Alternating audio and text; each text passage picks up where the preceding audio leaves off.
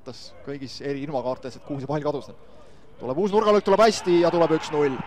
Tuleb 1-0 ja tuleb sealt Artsem Rahmanov.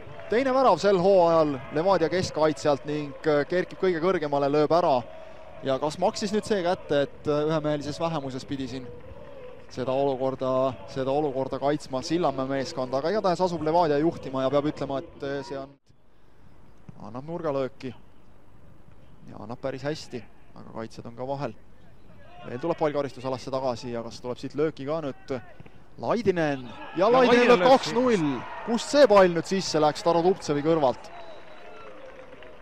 Juuso Laidinen teeb seisuks 2-0 ja just kui tundus, et Sillamäe on sellesse mängu sisse saamas, siis tuleb Juuso Laidinen ja lööb siit ära ja vaatame, kas seal oli rikošett ka, see pall läks küll eest postist kuidagi väga ootamatult läbi või tõesti Starodubtsevi kraesse läheb see. Ja Sillamäel väga ohtlikke võimalusi olnud ei olegi. Veel üks karistuslöök, see lendab üle värava ja Juri Frischer paneb sellele kohtumisele punkti. 13. voor, Levadia võidab